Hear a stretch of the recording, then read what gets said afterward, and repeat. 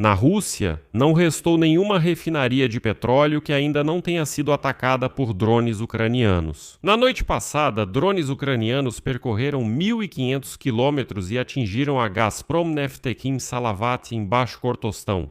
Esse era o último grande produtor de gasolina na Rússia que ainda não havia sido atingido pelos ataques em 2026. Não há mais refinarias de petróleo intactas, agora só restam ataques repetidos até a destruição completa. O preço dessa noite foi a perda de 11 mil toneladas de combustível por dia, o que representa cerca de 5% de toda a demanda interna da Rússia. Enquanto isso, na região de Altai, a administração local informa que o combustível está sendo distribuído só para a polícia, bombeiros, hospitais, trabalhadores do setor de energia. A agricultura e os serviços públicos estão à beira da paralisação. E vale lembrar que agora é justamente o período da colheita. E agora, o deputado da Duma Estatal da região de Altai diz que na região e até mesmo em todo o país está se formando uma catástrofe alimentar. Desculpe, não vai ter nada para comer. Neste episódio, discutimos o que pegou fogo hoje, o que ocorre nas regiões russas e por que isso deixou de ser coincidência. Já se tornou um sistema contínuo, quase uma linha de produção. E o principal, o que levou Putin a declarar histericamente que há um problema em grande escala em toda a Rússia. Meu nome é Alexei Petty. Vamos discutir esse tema juntos, mas antes de começarmos, peço que você se inscreva no canal. Estamos chegando à marca de 300 mil inscritos, ficarei pessoalmente grato pela sua inscrição. Então, na noite de 14 de julho, drones das Forças Armadas da Ucrânia atacaram um dos maiores complexos petroquímicos da Rússia, a refinaria Gazprom Neftekhim Salavat, em Bashkortostan. A distância da fronteira com a Ucrânia é de 1.500 quilômetros. Testemunhas relatam múltiplas explosões e uma coluna de fumaça preta sobre a refinaria.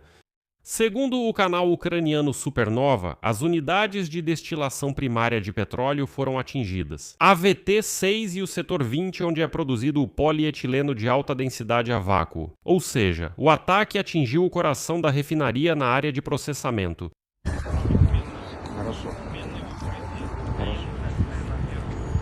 Entendi, resumindo, foram as BVTs que foram atingidas, a estação de bombeamento de ácido,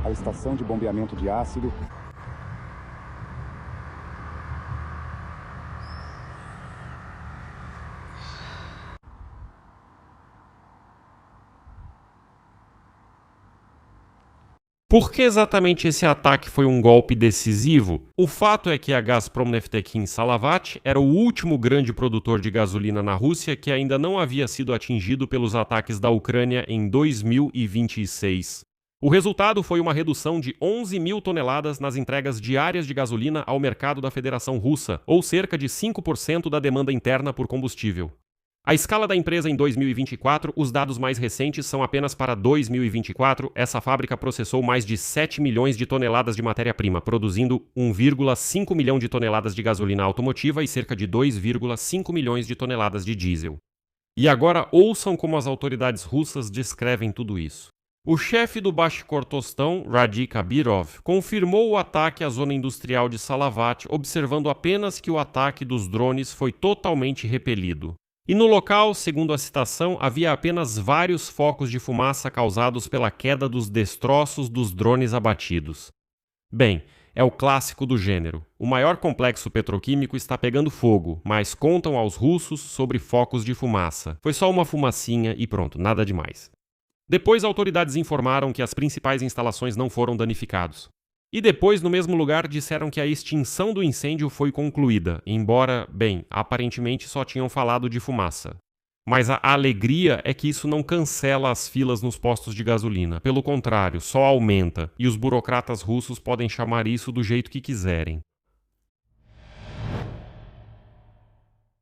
Na mesma noite, drones ucranianos atacaram a refinaria de petróleo de Afipsky, no Krai de Krasnodar. É uma das maiores refinarias de petróleo do sul da Rússia. Segundo o centro operacional local, há um incêndio na refinaria.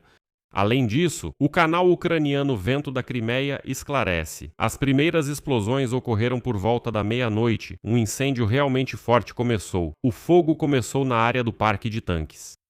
E aqui há um detalhe importante. A refinaria de petróleo de Afipski é voltada para exportação, ou seja, o primeiro ataque foi ao mercado interno, em Salavat, na Baixkortostão. O segundo maior em receita estrangeira foi contra a refinaria de Afipski. As forças de defesa da Ucrânia atuam nas duas direções simultaneamente. E ao todo, nesta noite, foram registrados ataques em 16 endereços. No vilarejo de Afipski, na Stanitsa Smolenskaya e no assentamento Kovalenko. Como resultado, a Rússia chegou ao ponto de finalmente reconhecer a catástrofe. As consequências dos ataques já são visíveis a milhares de quilômetros da linha de frente. E agora temos notícias do Krai de Altai. O Krai de Altai é excelente. Da linha de frente, e agora temos notícias do Krai de Altai, onde a Rússia conquistou sua primeira vitória no ranking na produção всей Сибири. Eu já contei como os fazendeiros russos, timidamente e com cuidado, diziam que estamos ferrados se não houver gasolina. É impossível colher a safra se a colheitadeira ou o trator ficam parados na estrada sem acesso ao campo. E hoje a administração do distrito de Burlinsk, no Krai de Altai, após a reunião da Comissão de Situações de Emergência, publica um documento que vale a pena ler literalmente. Citação. A situação no setor de habitação e serviços públicos e na agricultura é avaliada como extremamente tensa. Nesses setores, há um grande risco de paralisação das atividades atuais devido à falta de combustível. O documento aponta que, em regime normal, só polícia, bombeiros, hospitais e trabalhadores de energia recebem combustível. Todos os demais só se sobrar ou se for possível. Como podem ver, os fazendeiros não estão nessa lista e justamente agora é a época da colheita para eles. Os dois únicos postos de gasolina particulares da região estão fechados há algumas semanas. E como declararam as autoridades locais em seu apelo ao Kremlin, abre aspas, as pessoas são obrigadas a se virar como podem, viajar para outras cidades em busca de combustível e ficar em filas lá por 5 ou 6 horas. Como resultado, na reunião da comissão foi feita a proposta de declarar estado de emergência na região. E aqui vai uma piada. As autoridades do Krai de Altai declararam que estão tentando negociar com o governo da Federação Russa e com o Ministério da Agricultura para garantir combustível para as empresas agrícolas para, cito, simplesmente colher a safra. Ah, que ingênuos. O Putin não está nem aí para os seus problemas. Na cabeça dele só tem uma coisa: guerra e assassinato de civis ucranianos. E o destino de vocês é aguentar isso. Ora, e daí se vocês não colherem a safra? O Vladimir Putin também não está nem aí para vocês. Mas mesmo assim, os altaianos ainda tentam de alguma forma fazer esse ditador enlouquecido ouvir. E então, a deputada da Duma Estatal da Federação Russa da região de Altai, Maria Prozakova, alertou que a falta de diesel, a recusa em vendê-lo para os fazendeiros em galões e o aumento brusco dos preços podem levar a uma catástrofe alimentar em toda a região. A seguir, a citação dela. Ninguém sabe como colher o feno e a safra pode ficar nos campos. A campanha de colheita nas regiões agrícolas hoje está praticamente sob ameaça. Outro deputado, Stepan Frontenko, já havia declarado anteriormente sobre o risco, cito, da paralisação total de todo o setor agrícola na região de Irkutsk devido à falta de combustível. Os agricultores reclamam de crise na região do Volga, na região central do Solo Negro e no sul da Rússia. Resumindo, os fazendeiros estão sem gasolina em todo lugar.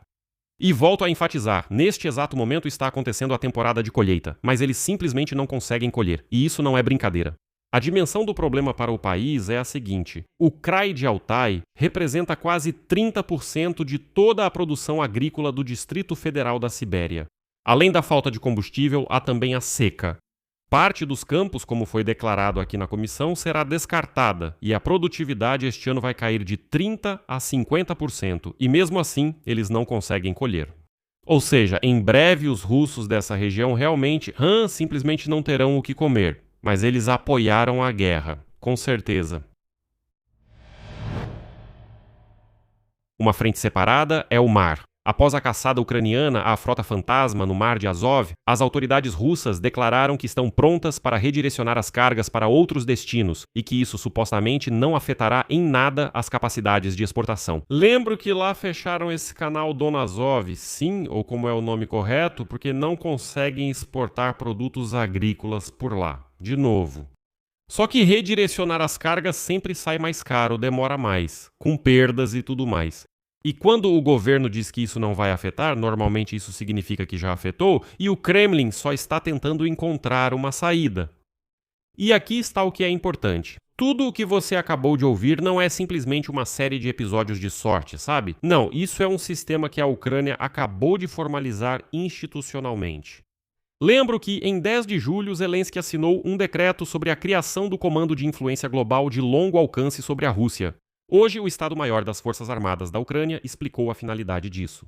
A essência da reforma é a seguinte: todas as unidades que realizam ataques em território russo com meios de ataque de longo alcance serão unificadas sob um único comando. São drones de ataque de longo alcance, unidades de mísseis e sistemas navais não tripulados. Aqueles mesmos que incendeiam petroleiros no mar de Azov. E agora vou citar o Estado-Maior das Forças Armadas da Ucrânia.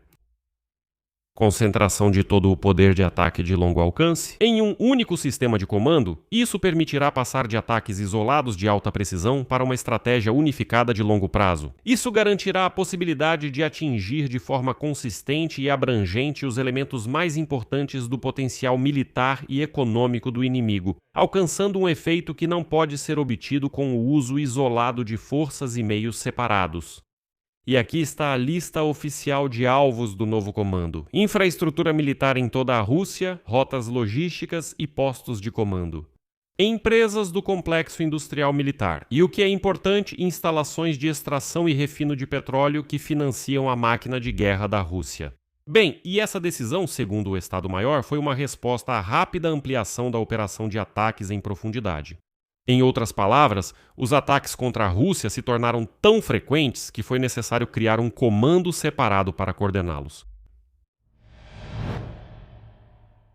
Resultado: a Ucrânia passou de ataques pontuais para a desmontagem sistemática da retaguarda russa. Já existe um quartel-general completo, um comando pleno, há uma estratégia, uma lista de alvos e, o que é importante, há resultado. Funcionários russos falam cada vez mais abertamente sobre o que Putin teme admitir.